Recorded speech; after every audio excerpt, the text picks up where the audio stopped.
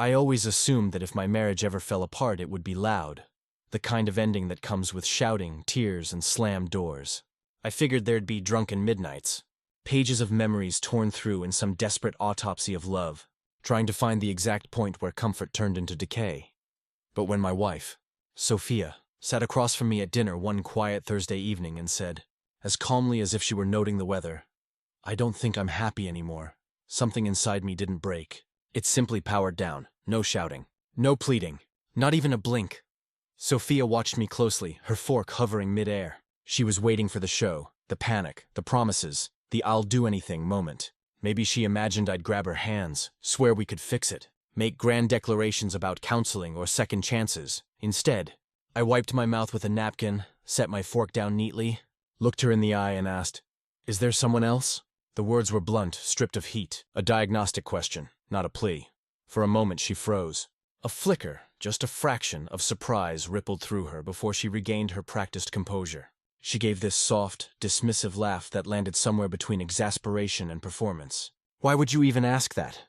I leaned back, my voice as mild as if we were discussing finances. "Because this didn't just appear out of nowhere, Sophia." Her eyes darted away. She sighed, pushing her plate from her as if suddenly disgusted by dinner, or maybe by herself. Then she said it, her voice rehearsed to sound both wounded and enlightened. "I don't think we're right for each other anymore." I nodded once, slowly. The sentence was a smokescreen, and we both knew it. This wasn't about compatibility. This was about distance quietly measured over months. About her turning towards something, or someone, else, long before this conversation ever began.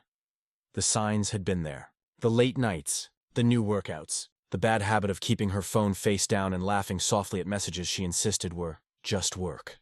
Maybe there was another man. Maybe there wasn't. But I already knew the truth. She was gone. So I did what came naturally. I accepted the obvious. "All right," I said simply. Then I stood, collected our plates, and carried them to the sink. Sophia blinked, her expression cracking into confusion.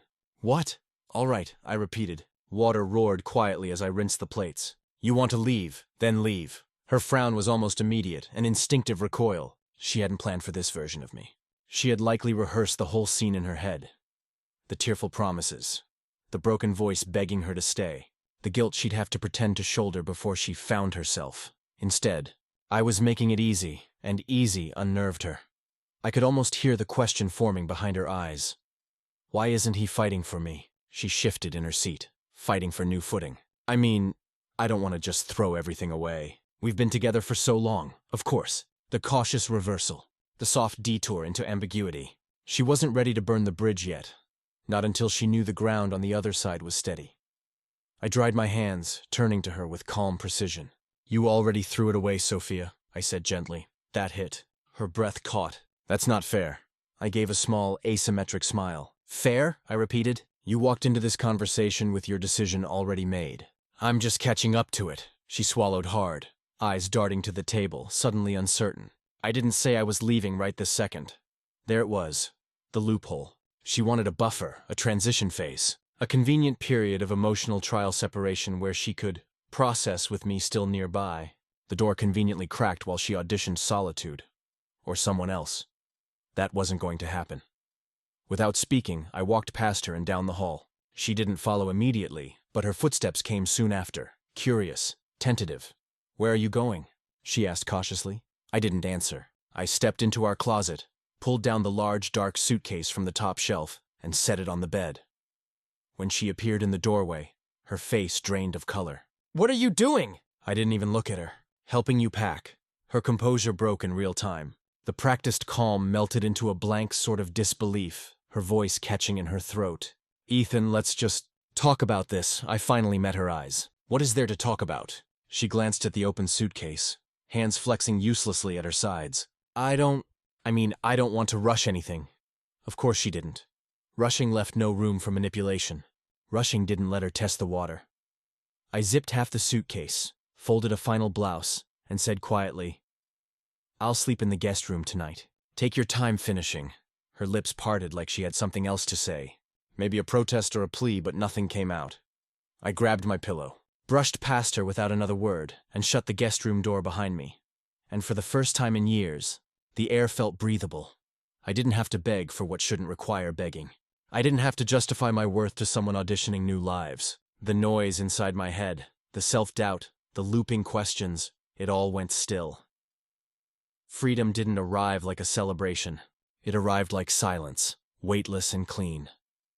That night, I lay in the dim quiet of the guest room, the glow from the street lamp bending through the blinds. I waited for the grief, for the ache, for the familiar spiral. How do you salvage something dying? But instead came clarity. Cold, clinical clarity. I could finally see the timeline clearly. The slow rot that I'd mistaken for rough patches.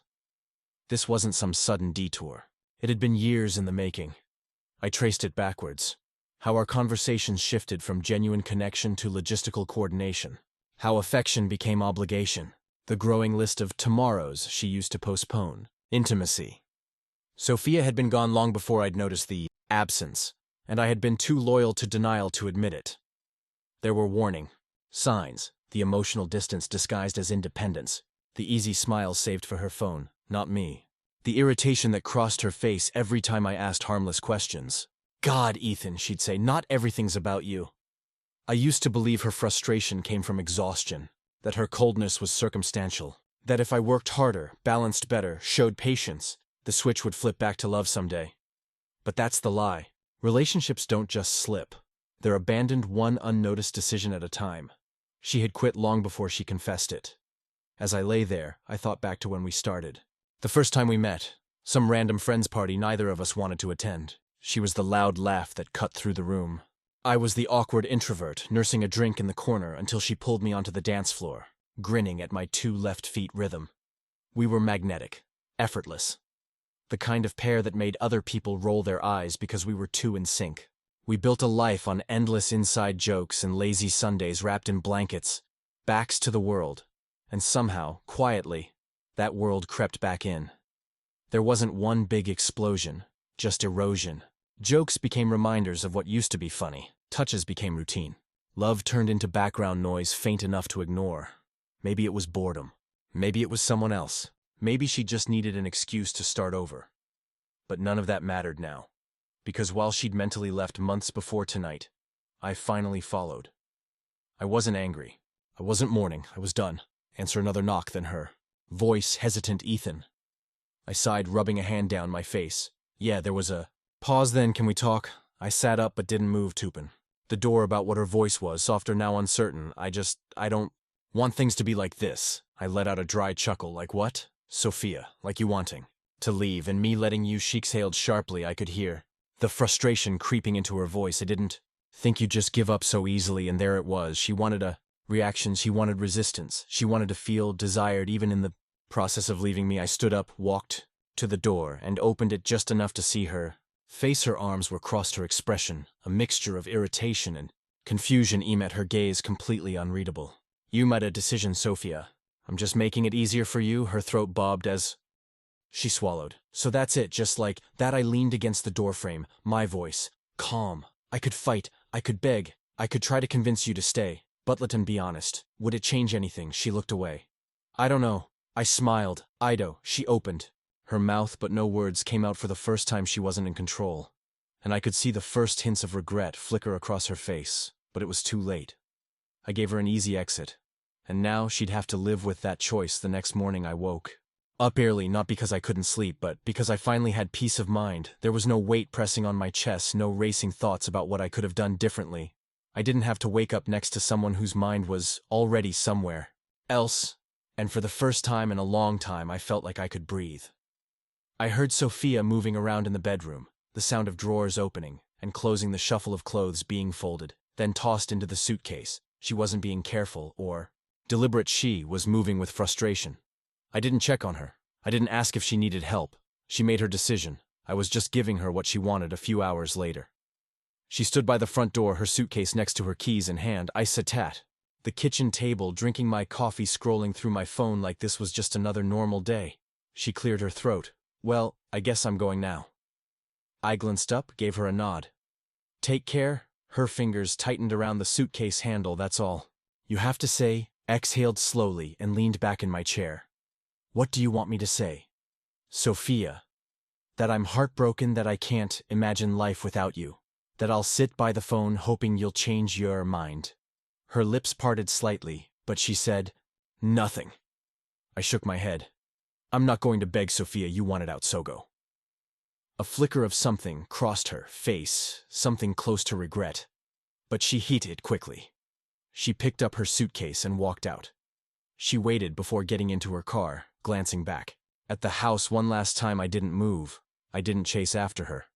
I just sipped my coffee and watched as she drove away. And that was it. After 5 years of marriage, she was gone. I thought I would feel something. Maybe sadness, maybe relief. But all I felt was calm. She thought I'd fight for her. She thought I'd crumble. She thought she was the one in control. But now she was driving away from the best thing she ever had. And she'd soon realize it. Days passed then. A week then too. I did reach out. Didn't check. And didn't ask mutual friends how she was doing. I focused on myself. I hit the gym every morning. I reconnected with old friends. I took on extra projects at work and started thriving in ways I hadn't before. And then, almost predictably, Sophia started watching. From a distance, she didn't text, but I could feel her presence.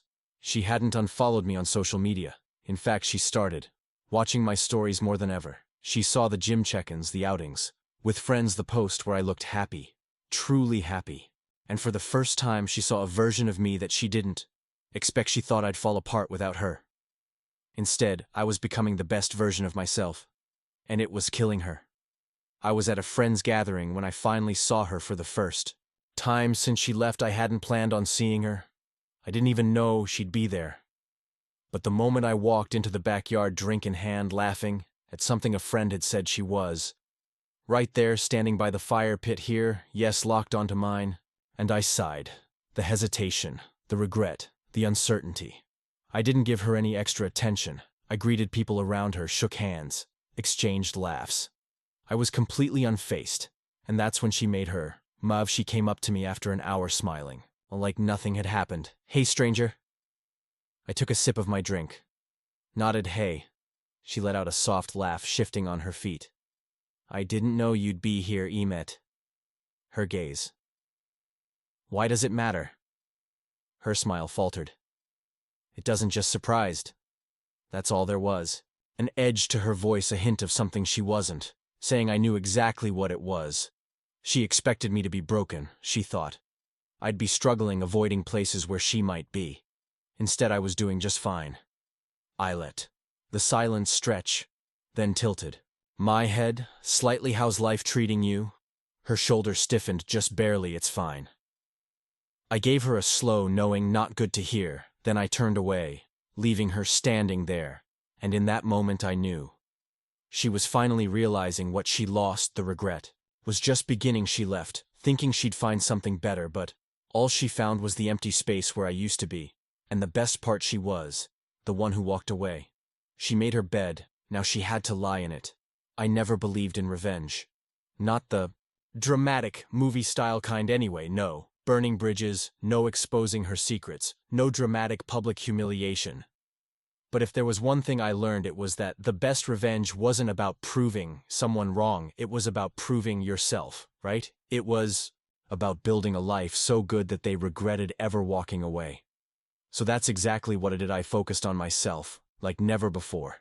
I threw myself into the gym, lifting heavier, running longer, pushing my body to limits I never thought possible. Every rep, every sprint, every drop of sweat wasn't fueled by anger. It was fueled by freedom. For years I had been stagnant, trying to keep women happy, who had stopped choosing me a long time ago. I had let myself go.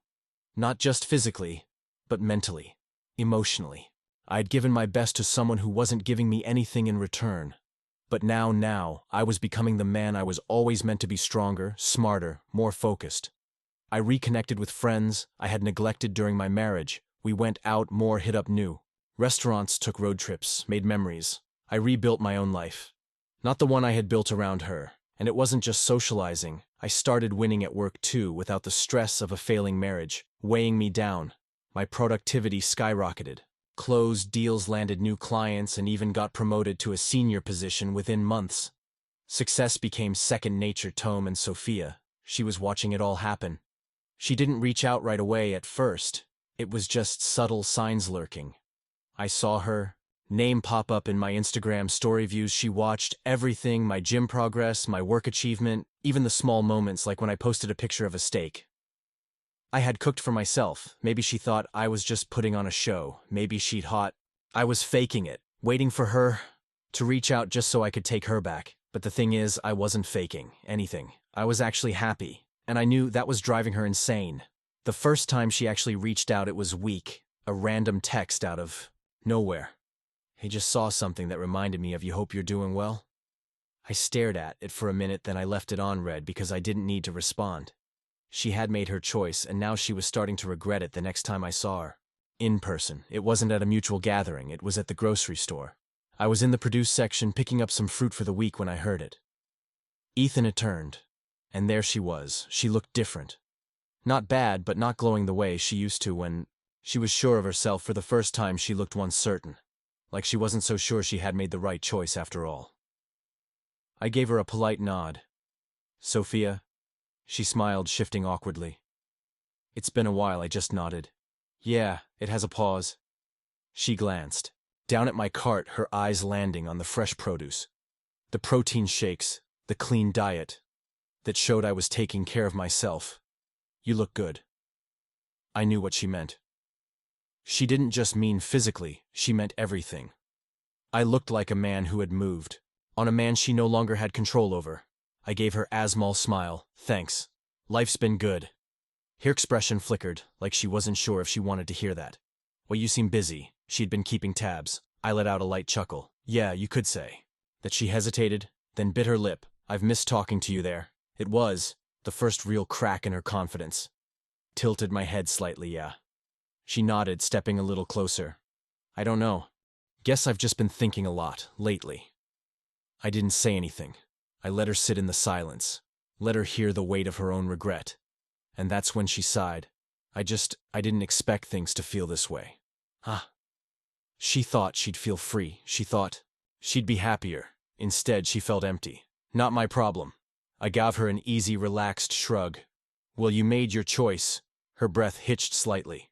But before she could say whatever excuse she was about to say, I glanced at my watch. "I should get going. Got a meeting soon." She blinked clearly, thrown off by how unbothered I was. She'd expected me to want this conversation. She had expected me to give her an opening. Instead, I was treating her like a stranger. I used to know. She let out a slow exhale, forcing a smile. "Right, of course." "Well, it was good seeing you." I nodded, giving her a polite but detached look. "You too, Sophia. Take care." And with that, I walked away. I could feel her staring after me, standing frozen in the middle of the grocery store, probably realizing that for the first time ever, she no longer had power over me. She walked away from something real, something stable, something that no other man would ever give her the same way. And now she was starting to understand that. But the thing is, I had already moved on. It started as subtle signs, the way she kept watching my social media, the random, "Hey, how have you been?" text that I left unread, the casual run-ins that I knew weren't coincidences. Sophia wasn't just lurking anymore. She was testing the waters, trying to gauge if there was still an opening for her to come back. But the problem was, I had closed the door a long time ago. The breaking point came on a Friday night. I had just gotten home from a business dinner when my phone buzzed with a call. I almost ignored it, assuming it was a friend. But then I saw the name Sophia. I let it ring for a second, debating whether I should pick up, then out of curiosity, more than anything else, I answered hello. There was silence for a beat. Then a soft exhale. "Ethan."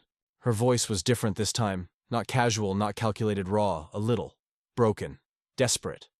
I stayed quiet, waiting for her to talk first.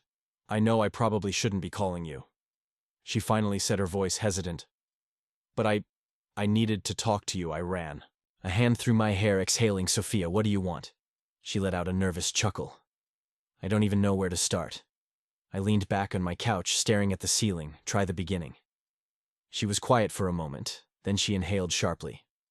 "I made a mistake." "Ethan," I let the words settle. "Between us, unfaced you." "Which part?" She sighed. "All of it. Leaving you, thinking I wanted something else, thinking I'd be happier without you." Her words carried weight, the weight of months of regret. I didn't respond. I didn't need She kept going, her voice cracking slightly. I thought I wanted freedom. I thought I wanted something different. But after E left, I realized none of it mattered. Not the new apartment, not the so-called exciting life I thought I wanted. Because I had everything I needed when I was with you. Her confession would have shattered me once. Months ago, I would have held on to every word, hoping for a second chance. But now it didn't affect me at all. I had outgrown her. She sniffled softly, her voice barely above a whisper. I miss you, Ethan. I rubbed my temple. No, Sophia, you miss the comfort. You miss knowing I was always there for you, but you don't miss me. If you did, you never would have left. Her breath hitched. I was stupid. I let out a humorless laugh. That's one way to put it. Another beat of silence. Then she whispered, is there any chance at all for us? I closed my eyes for a second, letting her words sink in, and then I finally said what I knew she needed to hear. I gave you an easy exit, Sophia, and you took it. A pause. Then I delivered the final blow. I'm not the kind of man you get to choose twice. She let out a shaky breath like she had been punched in the gut for the first time. She fully realized what she had done. She had gambled with something real, and she lost. I could hear her trying to keep it together, trying to find the right words to fix something that couldn't be fixed. But I was done. I had nothing left to give her, so I ended it with the only thing left to say. Take care, Sophia. And then I hung up. I sat there for a while, staring at my phone, waiting to feel something, a pang of sadness, a hint of nostalgia. But there was nothing. No anger, no pain, no longing, just peace. Because the moment I hung up, I knew I had one. Not because I got revenge, not because I proved anything to her, because I had moved on, and she was left with nothing but regret, and that was her real punishment. Dear listeners, please share your thoughts in the comments, and do not forget to like, share, and subscribe to the channel.